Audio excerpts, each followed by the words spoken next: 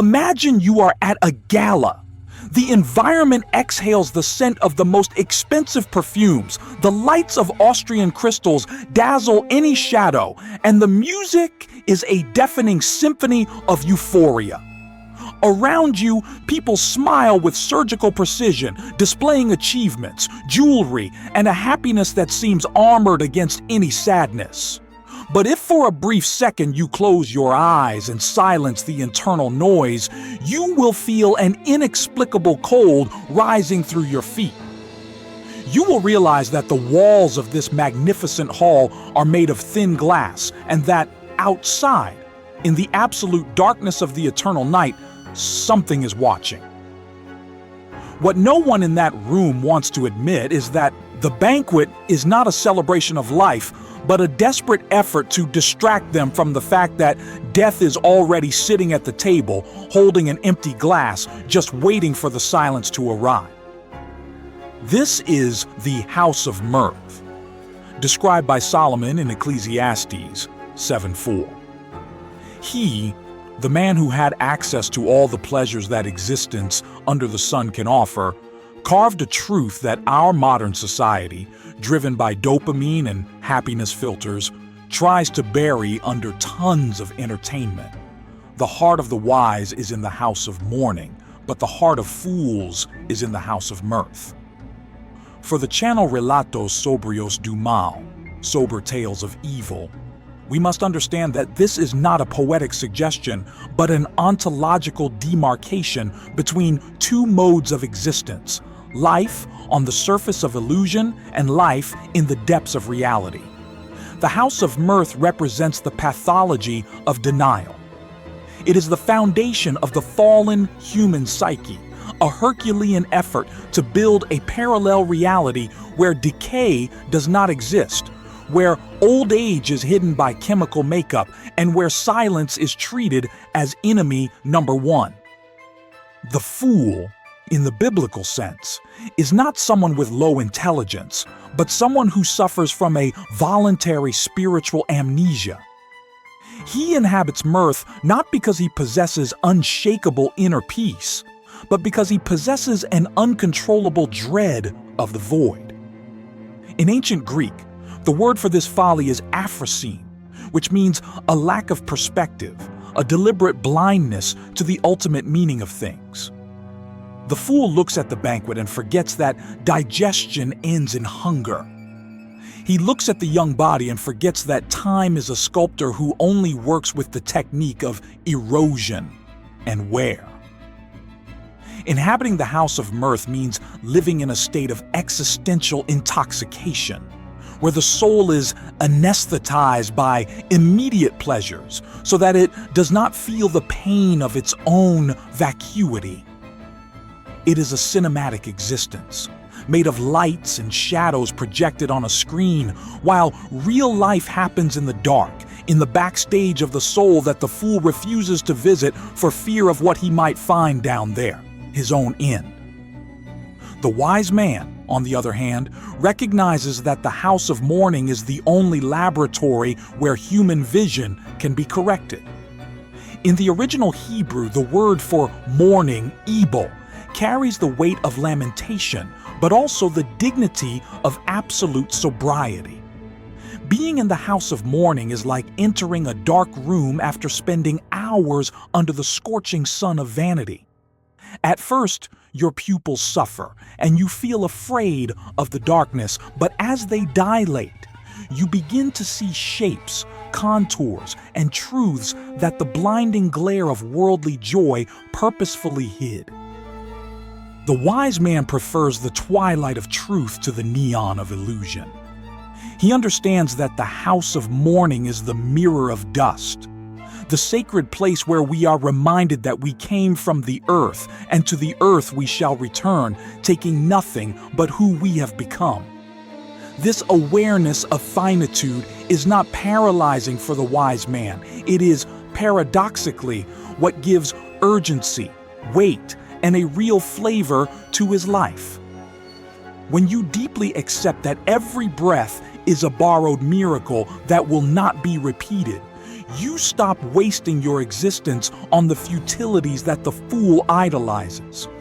The house of mourning cleanses the lens of the heart, removing the scales of arrogance. No one enters a funeral feeling superior to others. There, before the radical horizontality of the grave, the equality of all humanity is revealed in its rawest form. The king and the beggar end under the same weight of silence and earth. The wise man inhabits this consciousness because it frees him from the tyranny of appearances. By accepting his mortality, the wise man conquers the only freedom that really matters. The freedom not to be a slave to a world that dies a little every second. Deepening the reflection, we perceive that the house of mirth operates under the logic of voracious consumption, while the house of mourning operates under the logic of restorative contemplation. In worldly joy, people and experiences are used to fill an infinite hole in the chest. The fool consumes moments as if they were fuel for a machine that never reaches its destination. He is always running to the next party, the next holiday, the next status achievement, without ever asking himself why satisfaction lasts so little. The wise man, still and reflective in the house of mourning, contemplates the intrinsic fragility of having. He perceives that excessive attachment to what is fleeting is the infallible recipe for prolonged agony. In the house of mourning, the wise man learns the art of letting go. He practices detachment not out of hatred for life, but out of a deep love for the eternity that cannot be contained in broken vessels. He understands that he can take nothing in his hands when he crosses the veil, so he concerns himself with filling his heart with what is imperishable. The pedagogy of the house of mourning also extends to our relationship with time. For the fool, time is a resource to be killed through distraction because time reminds him that he himself is dying. For the wise man, time is a gift to be invested in the search for meaning. In the house of mourning, time seems to slow down. The weight of loss and the awareness of brevity create an existential density where every second is weighed in the balance of the eternal. The wise man inhabits mourning because it keeps him awake in a world that sleeps the sleep of vanity. The joy of the world is a sleeping pill that makes us forget that we are pilgrims in a strange land. Mourning is the alarm clock that reminds us that we were not made for this soil, but for a homeland that knows no decomposition. While the fool tries to decorate his exile to make it look like a home, the wise man uses his sadness as a compass that points to the kingdom of God. He understands that the melancholy he feels is not a chemical error, but the longing for the Creator pulsing in his veins. To be in the house of mourning is, therefore, an act of resistance against the banality of modern life. It is the refusal to accept that our story ends in a hole in the ground. The wise man mourns the truth today so that he may laugh real joy tomorrow, the kind that no death can steal. No one leaves the house of mourning the same way they entered. It is the school of humility. If in the house of mirth man feels like a god, in the house of mourning he discovers he is only a man. And this discovery is the beginning of true wisdom. The fool dies without ever having truly lived, for he lived only on appearances. The wise man, on the contrary, begins to truly live the moment he accepts that he is going to die. He understands that pain is the soil where gratitude germinates. Only those who know they can lose everything value what they have now. Therefore, while the world desperately flees from any sign of sadness, the wise man enters it, sits down, and waits until morning reveals to him the secrets of eternity. Chapter 2. The Psychopathology of Laughter. The Fool's Mask and the Abyss of Distraction. To advance in our understanding of Solomon's wisdom, we must perform a deep and ruthless dissection of the mentality that governs the House of Mirth, or what we might call the psychopathology of human folly. The fool, in biblical and philosophical terminology, is not someone devoid of intellect or cognitive abilities. On the contrary, many who inhabit the House of Mirth are endowed with great worldly cunning, material success, and an enviable ability to articulate discourses of positivity and self-confidence. The folly described here is a voluntary spiritual blindness, a deliberate refusal to integrate the reality of death into the equation of daily life. The fool's laughter, which echoes incessantly in the halls of that house, is not the laughter of genuine celebration or gratitude for a full life, but rather a form of psychic convulsion used to expel any thought that brings the weight of eternity into the present. This laughter functions as a sound barrier. The fool laughs loudly, so as not to hear the deafening silence of God and to drown out the incessant ticking of the biological clock that warns him. In the original Hebrew, the word associated with this type of fool is kesel, which refers to someone who is spiritually insensitive or fat of heart, someone whose senses have been dulled by excess self-indulgence and the systematic denial of human fragility. He inhabits the House of Mirth because entertainment has become his invisible straitjacket. He can no longer endure 5 minutes of solitude or contemplation without being assaulted by an existential anguish he does not know how to name. Therefore, he becomes a noise addict, a slave to immediate dopamine, transforming his existence into a spectacle of lights and sounds that serve only to hide the abyssal void residing in his chest.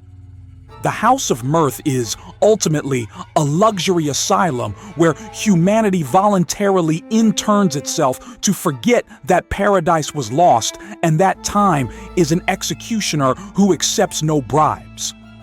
The fool is the one who confuses now with forever, acting as if the banquet will never end and as if the lights of the world will never be extinguished by the hand of eternity.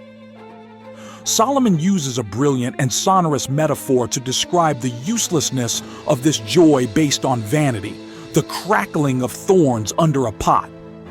Visualize this scene with rawness. The thorns are dry, twisted, and fragile. When thrown into the fire, they burn with a dry noise, aggressive crackles, and flares that seem impressive for a brief second.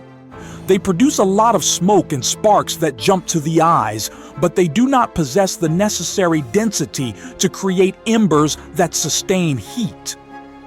Such is the life of those who live exclusively for ephemeral pleasure. It is a succession of sparks that never turn into sacred fire. The fire ends even before the food of the soul can be cooked. The fool is the one who confuses intensity with depth. He believes that if he can accumulate moments of sensory pleasure, he can build a solid barrier against inevitable fate. However, the House of Mirth is a sandcastle built on the edge of an ocean of eternity.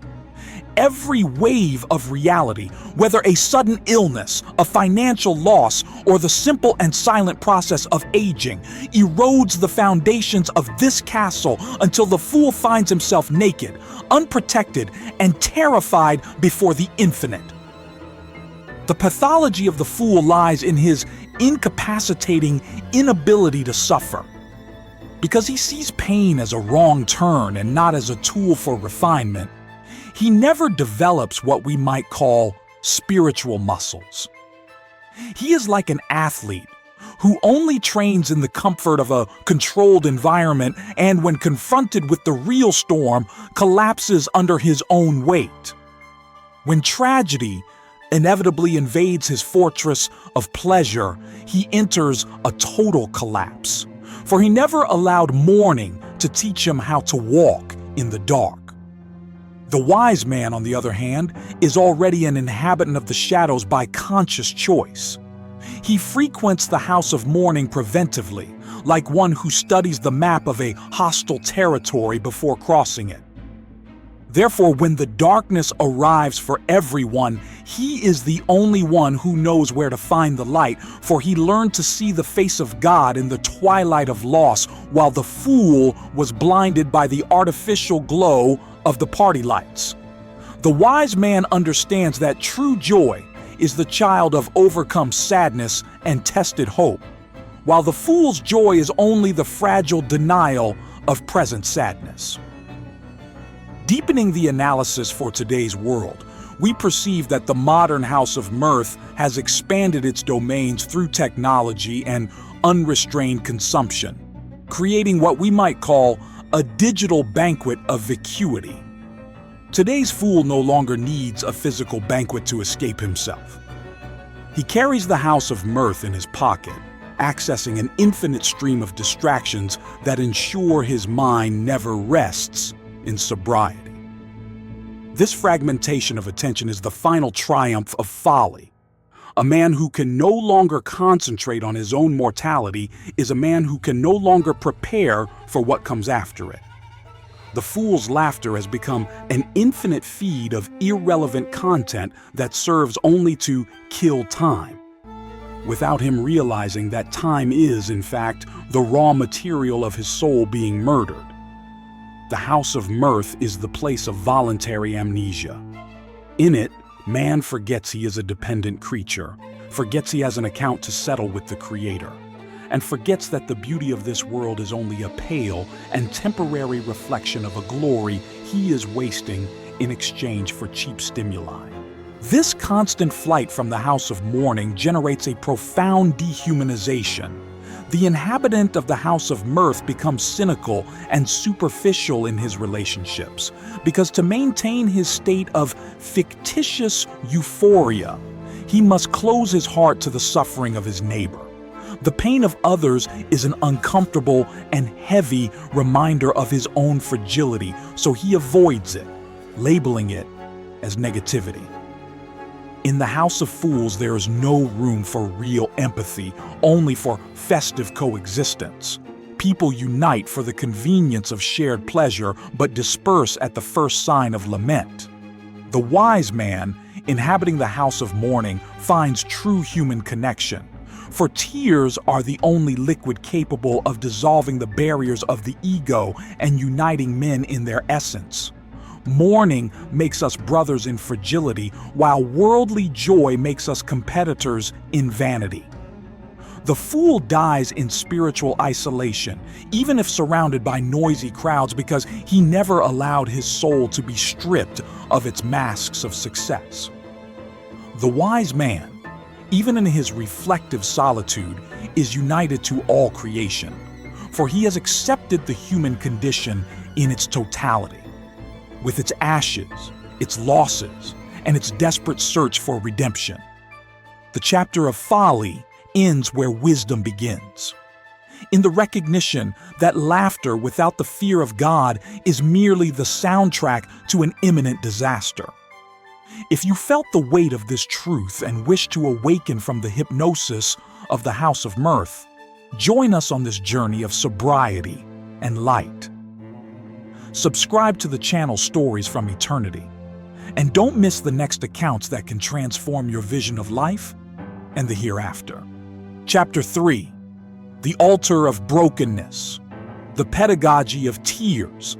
For the secularized world and the consumerist mentality, pain is seen as a system error, a flaw in biological programming that needs to be extirpated or silenced through anesthetics. But in the house of mourning, the wise man discovers a truth that shakes the foundations of human logic. Pain is not an accident on the way. It is a tool of surgical precision. There is a pedagogy in tears that the brightest laughter or the most intense euphoria could never replicate. If human life were a perpetual and uninterrupted banquet, man would never have a reason to look at the sky.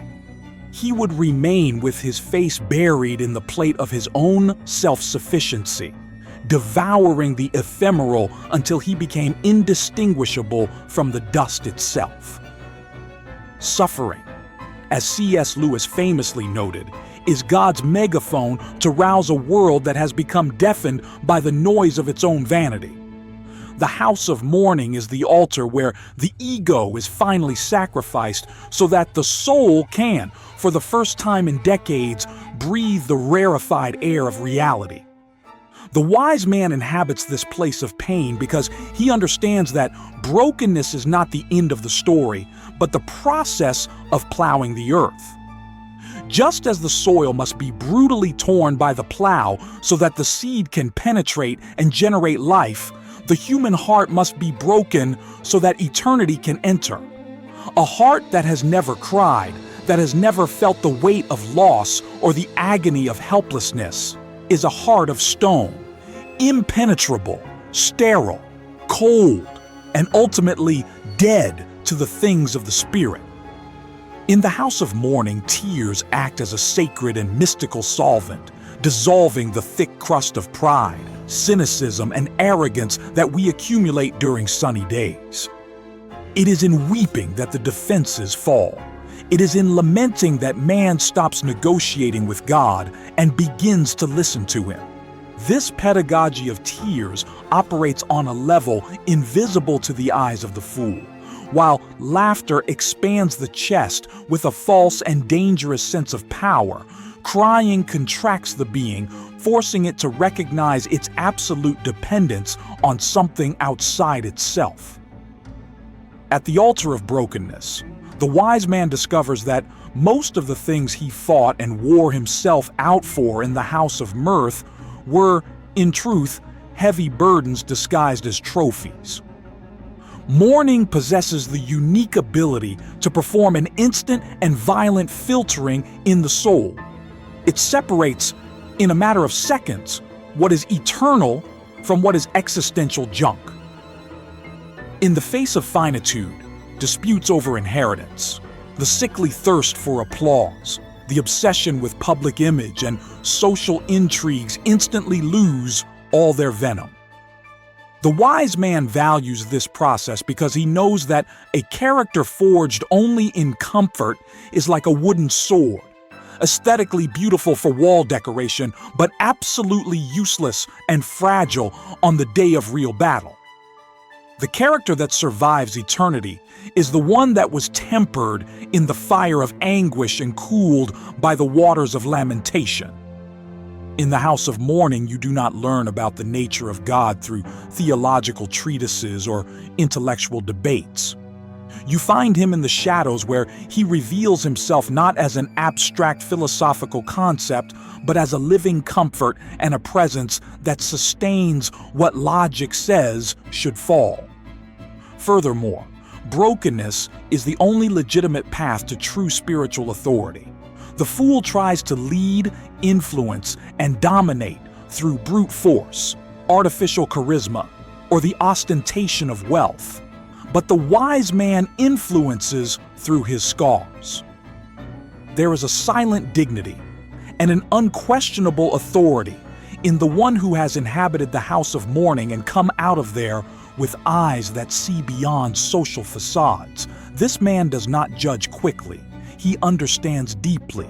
He does not point the finger at another's error. He extends a wounded hand, for he recognizes in every human face the same fragility that almost destroyed him in the ashes. The house of mourning makes us human in the most sacred and original sense of the word. It shatters the arrogance of those who imagine themselves to be miniature gods and places us in our proper place. Creatures of clay, dependent and limited in the hands of a potter who, at times, needs to break the entire vessel to remake it in a more noble and useful way. The wise man does not flee from the potter's hands even when they squeeze with a force that seems unbearable. He knows that pain is the price of form, and that the abyssal void left by loss is in fact the space God is clearing of idols to fill with his own glorious presence. Finally, the pedagogy of tears prepares us for the mystery of resurrection. In the kingdom of God, the order of things is the exact opposite of the logic of this age. To go up, one must first go down. To gain life, one must have the courage to lose it. And to reach the glorious morning of resurrection, it is mandatory to pass through the cold and silent darkness of the grave. The house of mourning is the spiritual dressing room where we leave the dirty clothes of our vanity so that we may be clothed in a glory that knows no decomposition. The fool, by desperately fleeing from mourning, also flees from his only chance for real healing. He dies on the surface, clutching his plastic flowers, while the wise man dives into the ocean of lament to find the pearls of eternal wisdom. The altar of brokenness is the place where we discover that God is not far from those who suffer. He is closer than ever, collecting every tear in his bottles and transforming every groan of pain into a note of the triumphant song we will sing in eternity. The wise man inhabits mourning because he discovered that it is there, among the ruins of his own pride, that real life, the kind that death has no power to touch, finally begins to germinate. If you feel that the pressures of life have been trying to break you, know that perhaps this is the beginning of a new form, more noble and eternal. Do not flee from the silence. Let it reveal what the noise has hidden. To continue exploring the deep truths that cross the centuries, subscribe to Stories from Eternity and follow our journey toward the sobriety of the soul. Chapter 4. The King Who Saw Nothingness. The deconstruction of Hebel's empire. To understand the magnitude of the wise man's choice for the house of mourning, we must perform a spiritual autopsy on the trajectory of the man who served as the original architect of this philosophy. Solomon was not an ascetic living in a cave, isolated from temptation for lack of choice. He was the pinnacle of human achievement under the sun, the man who held the key to every door in the House of Mirth. Imagine an individual who needed no filters for his reality, for his life was the very gold standard of civilization. He built palaces whose foundations defied the engineering of the time, accumulated silver as if it were common stones in the streets of Jerusalem, and possessed a mind that was an ocean of biological, literary, and legal knowledge. Yet in the twilight of his life, looking at the vastness of his monumental achievements, he did not release a cry of victory, but a sigh of metaphysical despair that echoes to this day. Vanity of vanities. All is vanity. In the original Hebrew, the word used is Hebel. It is vital that you understand the weight of this term to absorb the sobriety that this account proposes. Hebel does not mean something intrinsically ugly or evil. It literally means vapor, the breath that leaves the mouth on a freezing morning. It is visible for a brief second, appearing to have shape, contour, and density, but it dissipates into the air before you can even describe its trajectory. Solomon realized, after decades of frenetic experimentation, that the House of Mirth is a vain and exhaustive attempt to give solidity to vapor. He understood that the more he tried to fill his existential void with more, the more the void expanded, like a wound that grows in exact proportion to how much it is scratched. He tested the banquet, monumental architecture, the lust of 1,000 women, refined music, and speculative philosophy, only to conclude that purely earthly pleasure is a shadow that flees the faster you run toward it. The wise man inhabits the house of mourning because he has accepted the transparency of life. He stopped fighting the smoke and started seeking the rock. Solomon's vision is the ultimate nightmare for the modern fool who fervently believes that death is a biological miscalculation or something that happens only to others. The fool believes that through his cunning, technology, or accumulation of pleasures, he can ignore his finitude indefinitely. The wise king, on the other hand, uses the house of mourning as a high-precision spiritual telescope. When he sits in the silence of lament, he can see through the dense and deceptive opacity of the material world. He realizes that gold, silver, and the applause of the crowds are merely props in a theater that will have its curtains closed in a sudden and unpredictable instant. This awareness does not make him a bitter nihilist or a social grump, but a truly free man. When you deeply accept that everything under the sun is Hebel, you stop being a slave to your possessions. You stop humiliating yourself for the approval of others and stop despairing over material losses. The heart of the wise is in the house of mourning because it is there that ego inflation is combated with surgical rigor and without anesthesia. While the house of mirth inflates a man until he becomes a balloon full of hot air, ready to burst at the first thorn of reality, the house of mourning empties him methodically until he becomes a purified vessel, capable of containing the presence of the eternal. Solomon discovered that the joy of the world is a debt that time collects with very high interest and bitterness. He saw empires fall and wise men forgotten as much as fools. He realized that the only thing that is not vapor, the only constant that survives the heat of life's desert, is the fear of the Lord. Everything else, beauty that withers under the sun, power that corrupts those who hold it, and pleasure that inevitably tires the senses unto boredom, is merely the ephemeral scenery of the house of fools. By choosing to inhabit the house of mourning, the wise man chooses the real over the fictitious. He knows that true wealth is not what you desperately accumulate in your hands, but what you are willing to lose so as not to lose your own soul in the process of living. Solomon leaves us a dark and urgent warning. He who refuses to visit the house of mourning voluntarily while he has health and vigor will be dragged there by the merciless hand of old age and infirmity, but without the dignity of wisdom to support him. He will be a foolish old man, crying for pleasures his body can no longer sustain, lamenting the loss of a beauty he never understood was temporary and borrowed. The wise man, however, is already at home in the ashes long before the end arrives. He does not fear the winter of life because he has already stored the wheat of truth in his heart during the years of productive lament. He inhabits mourning as an act of resistance against futility, knowing that to find what is eternal, one must first have the courage to bury with their own hands everything that is fleeting. If you feel that your life has been an incessant race after the wind, perhaps it is time to stop and hear what the silence has to say. True wisdom is not in accumulation, but in the understanding of what truly remains when everything else dissipates.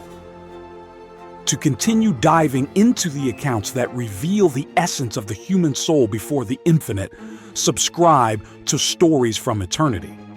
The journey toward truth requires courage, and we are just beginning. Chapter 5. The Ternary Silence of Job. Agony.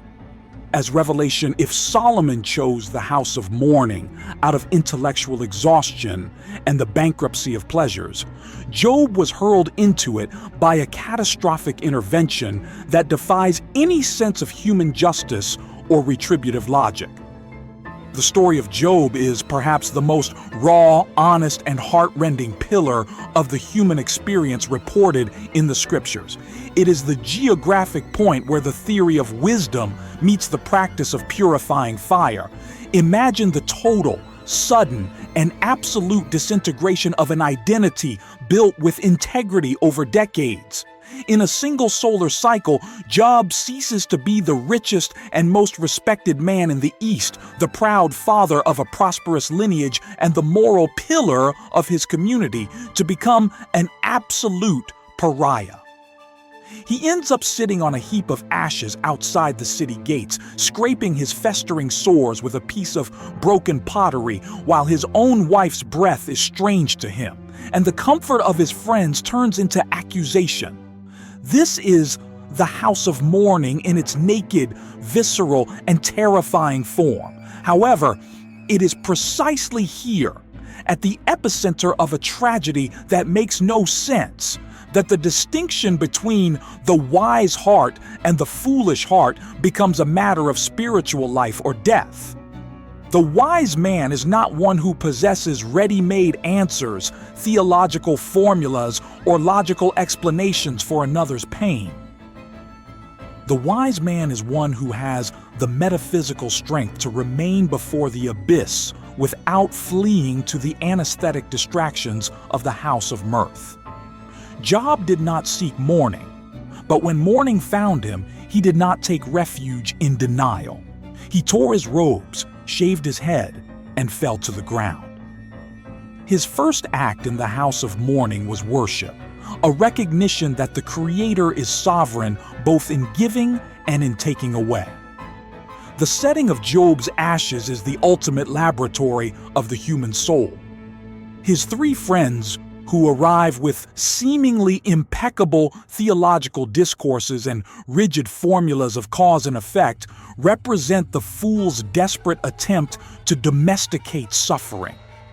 They want to turn the house of mourning into a logical and predictable courtroom where pain must be explained so that they themselves can continue to feel safe in their own joy and stability.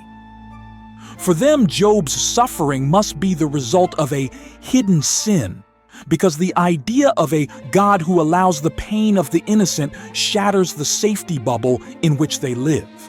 They are fools disguised as theologians, for they cannot bear the mystery of unjust suffering.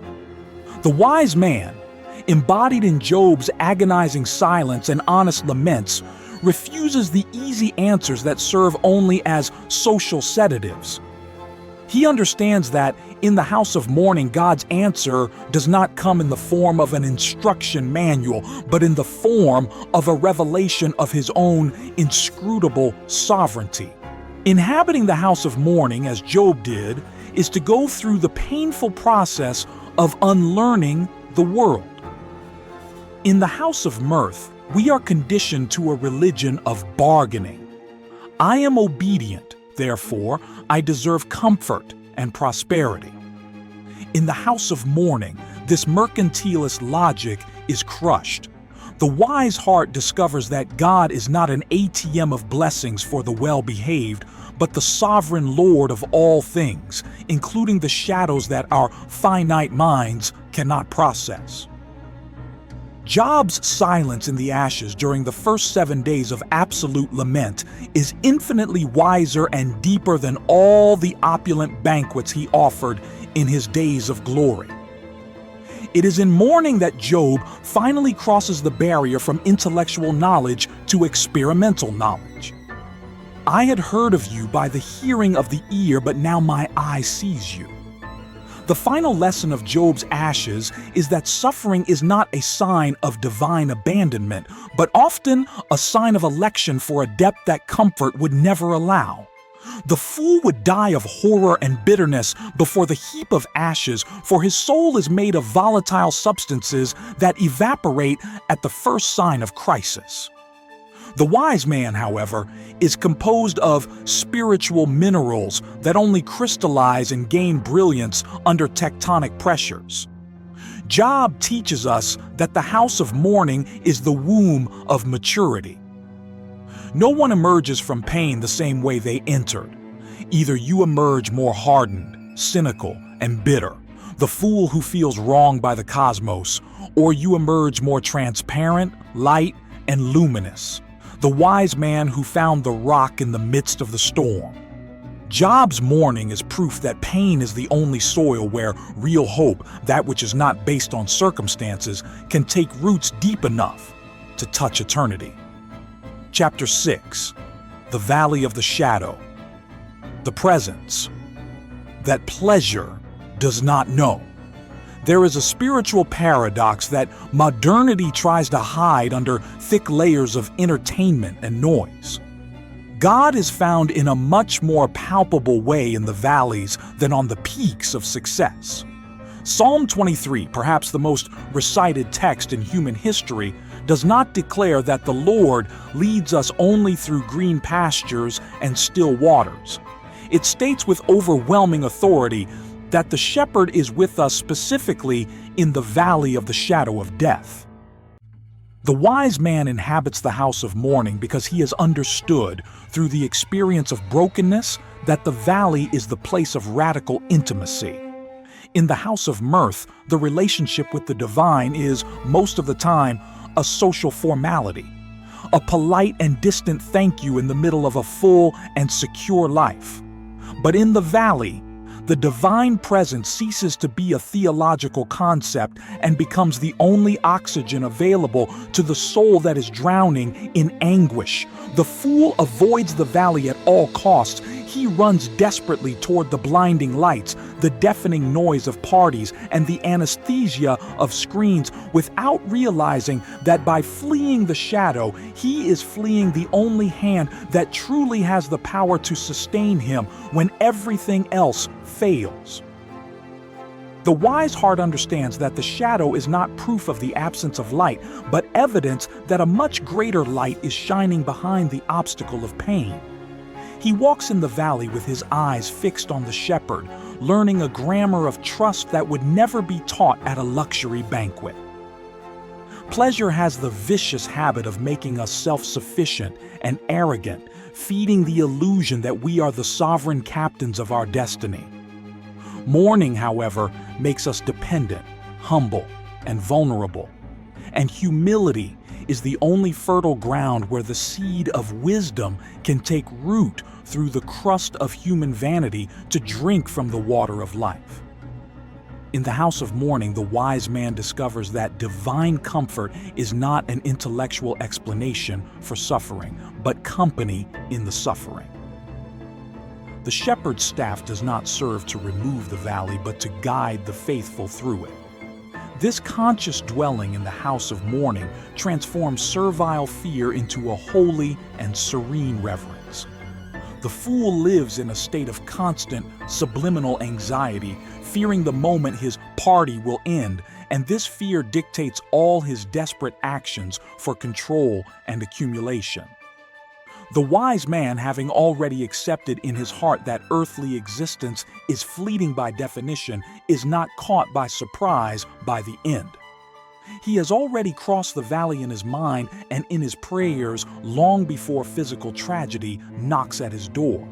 The valley of the shadow of death is where faith stops being decorative armor and becomes a real survival instinct.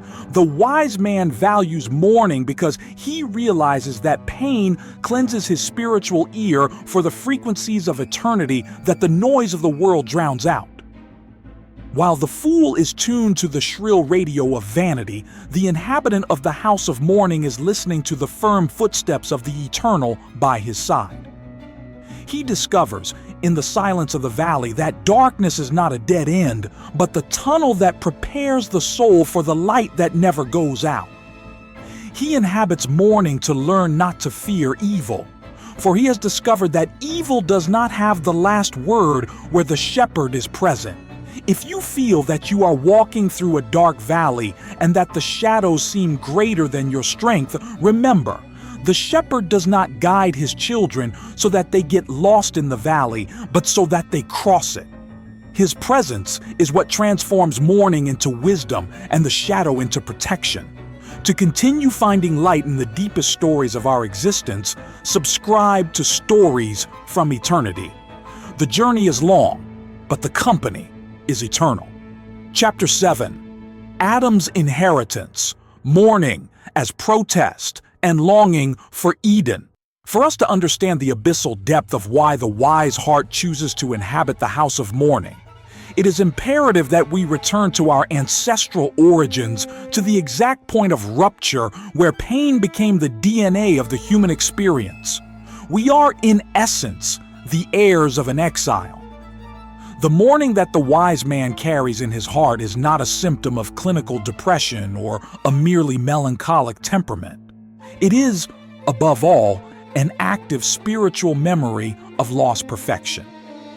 When we lose a loved one, when a dream of justice is shattered by the reality of corruption, or when we feel the weight of our own physical decay before the mirror, what we are experiencing is the allergy of our soul to a world that was not supposed to be this way.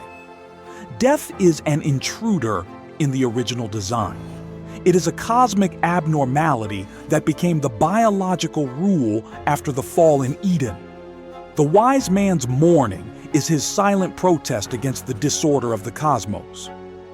The fool tries to cure this spiritual allergy with the palliative poisons of the house of Mirth. He tries to turn exile into a definitive homeland, piously believing he can rebuild paradise with bricks of consumption, entertainment, and ephemeral sensory pleasures. The fool is like a shipwrecked man in a lifeboat who, in the midst of the despair of thirst, tries to drink the salt water of the ocean. He dies faster, crazier, and more dehydrated, for his thirst is infinite and the resource he seeks is lethal. He ignores that his existential discomfort is, in fact, a sign of spiritual health. It is his spirit reminding him that he was made for the infinite.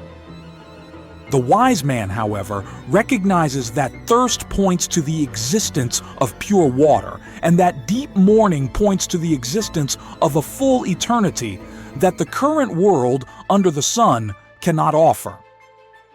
Inhabiting the house of mourning is, therefore, an act of metaphysical resistance. The wise man cries because he knows we were not created for dust, but for uninterrupted glory before the throne. His tears are not signs of defeat, but the recognition that something is seriously broken in the gears of reality. In the house of Mirth, death is trivialized, hidden, or treated as a mere statistical datum. People are treated as parts of a productive machine that, when they stop working, are discarded. In mourning, however, the person becomes a sacred and irreplaceable soul again. No one looks at a coffin and thinks about the deceased's resume or bank balance. One looks at the void that remains and feels the infinite gap that a single life leaves in the fabric of the universe. The wise man prefers the house of mourning because it is the final stronghold of human dignity. It is the place where we remember that we are bearers of God's image and that our departure hurts like a tear in eternity. The fool, by fleeing from mourning, ends up dehumanizing himself and others. He becomes cynical and incapable of deep connections. For every real connection carries the inherent risk of loss. The wise man, by embracing lament, keeps his heart soft and permeable. He allows the pain of the world to touch him, not to destroy him, but to make him more compassionate. Weeping is the validation that we love, and love is the only thing that survives the grave. While the fool laughs, so as not to feel the weight of his own vacuity, the wise man cries so as not to forget that he belongs elsewhere, to a homeland where every tear will be wiped away. This sacred longing is what prevents the wise man from conforming to the mediocrity of the house of Mirth. He inhabits mourning as one who guards the fire of a promise, that pain is but the prelude to the reunion with the Creator. Chapter 8. Memento Mori, Death as the only master of life. Remember that you will die. This maxim, known as Memento Mori, decorated the cells of medieval monks and was whispered by servants into the ears of Roman generals during their triumphs. It is the national anthem of the house of mourning.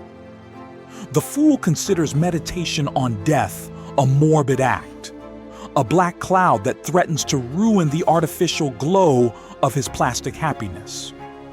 He spends fortunes to hide the marks of time, avoids hospitals, and ignores biological fragility as if he could defeat entropy through the power of denial.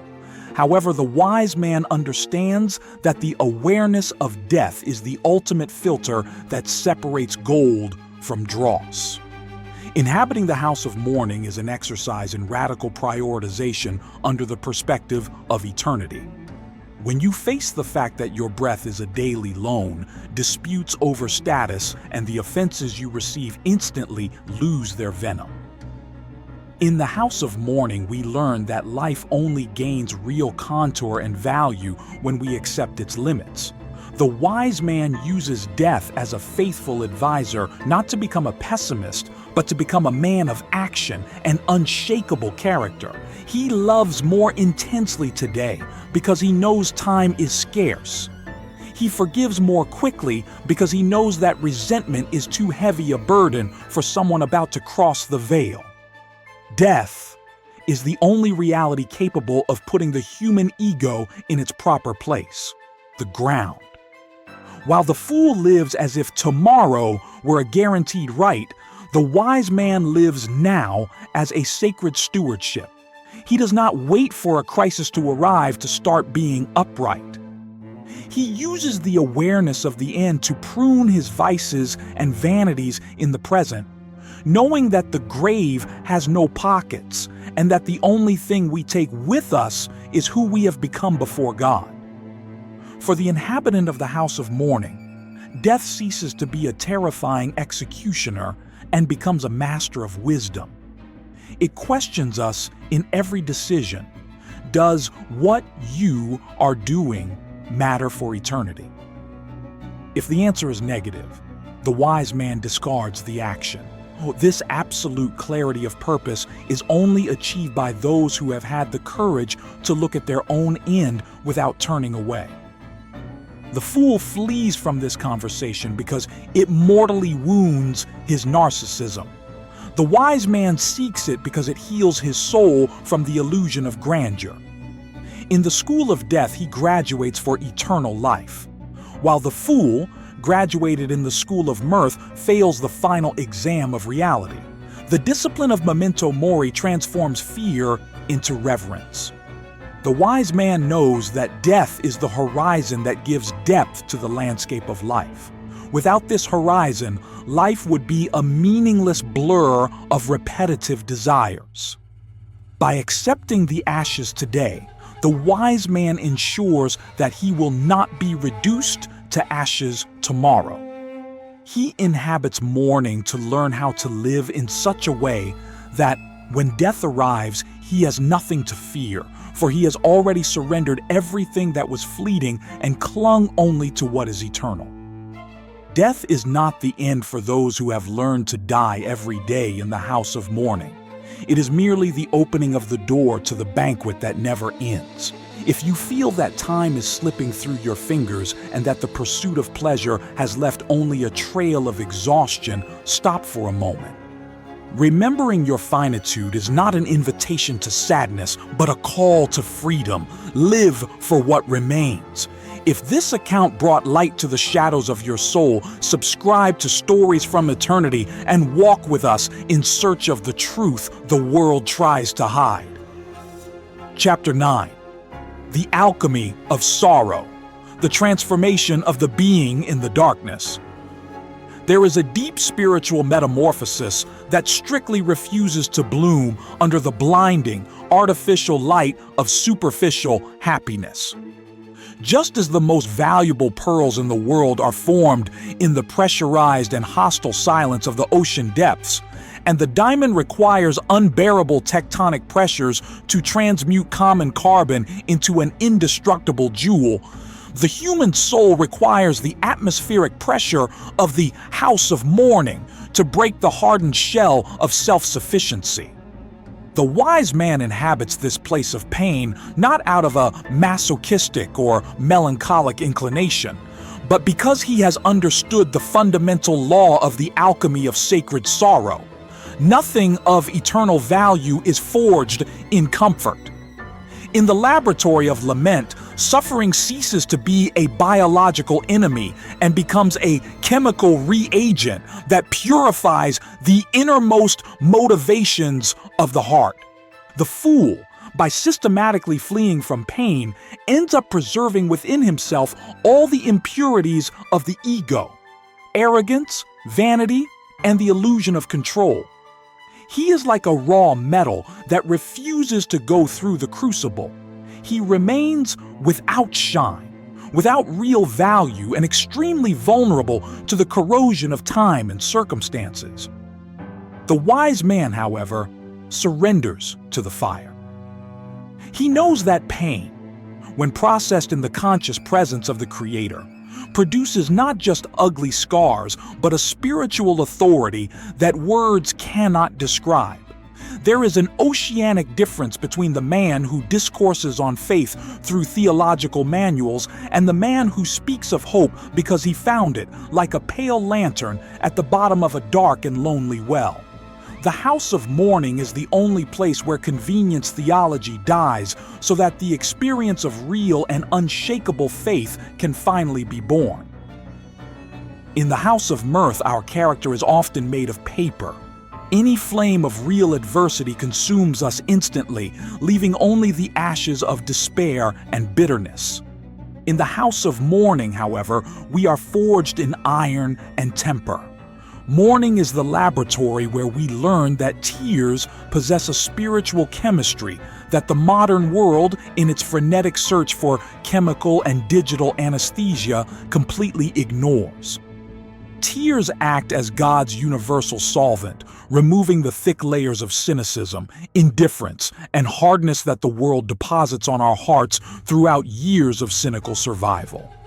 The fool, by avoiding crying and reflection on loss, develops a heart of stone, an organ that, while biologically functional, is incapable of feeling a neighbor's pain or rejoicing in the deep truth of existence.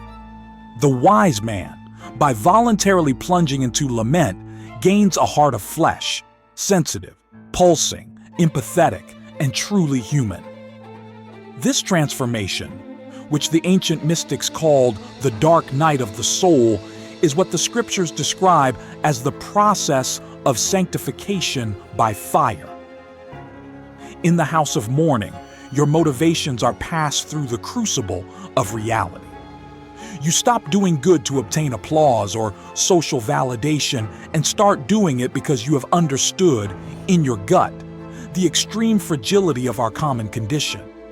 Mourning, when inhabited with wisdom, grants us what we might call spiritual X-ray vision. The inhabitant of the house of mourning leaves there with eyes that are no longer deceived by facades. He sees through the physical beauty that time will wither. He sees through the riches that the moth consumes. He sees through the titles that oblivion will erase.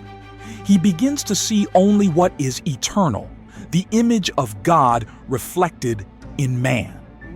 Chapter 10, The Eternal Banquet, the awakening beyond the house of mourning. We have reached the culmination of this journey through the dark and revealing corridors of the house of mourning. And what we discover at the end of the tunnel is the most beautiful and terrifying of inversions. The end, for the wise man, is only the great and definitive awakening. The last and deepest lesson that Solomon leaves us in his testament of vanity is that although the heart of the wise man temporarily inhabits the house of mourning, his feet walk with an unshakable direction toward the Father's house. Mourning is not a final destination of black despair, but a necessary purification station for the soul that wishes to endure the light of eternity. The Creator's ultimate goal for man is not perpetual melancholy, but the rigorous preparation for a joy that the fool's mind, limited by short-term sensory pleasures, cannot even conceive or process. The wise man inhabits mourning today so that he may have the spiritual musculature necessary to bear the eternal weight of glory tomorrow. He understands, with a clarity that only tears can give, that this world, with all its noisy banquets and its silent funerals, is merely the dark and damp vestibule before the great banquet hall lit by the unbearable light of God's face. The fool attempts in a pathetic and desperate way to light this vestibule with the cheap smoking candles of vanity, ignoring that the sun of eternity is already rising behind the heavy curtains of time.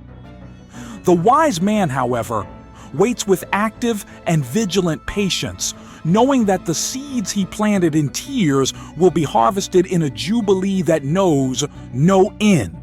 The eternal banquet is not reserved for those who spent their lives laughing at everything with a lighthearted indifference, but for those who spent their lives waiting for something that the physical world could not offer, trusting in divine promises even when ashes were their only bed and silence their only answer. The definitive conclusion of all human wisdom under the sun is that life only makes real sense when it is lived backward. That is, lived from the perspective of our last day. When we look at our personal biography from the frame of eternity, we realize that the house of mourning was, in fact, our greatest and most faithful teacher. It was what prevented us from getting lost in the labyrinths of illusion and ego. It was what kept us hand in hand with the shepherd of souls in the valley of the shadow. And it was what taught us to love only what death cannot steal. At the closing of all things, when time is no more than a faded and unimportant memory, the wise man will discover that no tear shed in the solitude of the house of mourning was wasted or forgotten. They were all collected in heavenly bottles and transformed by a divine miracle into the new wine of the New Jerusalem. The fool, upon reaching the final frontier of death, will realize with absolute terror that his house of mirth was only a sandcastle that the tide of eternity erased with a single motion. But the wise man who built his foundation on the rock of redeemed suffering and unshakable trust in the midst of darkness will discover that his inheritance is incorruptible. The heart of the wise is in the house of mourning because he knows that mourning is the only place in this fallen world where true hope is forged. He chooses the cross today so that he may receive the crown tomorrow. There, the shadow of mourning will dissipate forever, revealing that it was only the frame that made the divine light even brighter. If you have followed this account this far, it is because your soul recognizes that life is much more than the surface sold to us every day. The true journey begins when we stop fleeing from what is real and embrace the wisdom that silence and mourning have to offer. Do not let the noise of the world drown out the voice of your eternity. To continue receiving content that challenges your vision and awakens your spirit, subscribe to Stories from Eternity. Leave your comment on which of these chapters touched your heart the most, and share this video with someone who needs to find meaning in the middle of the storm. Remember, sobriety is the first step toward true vision.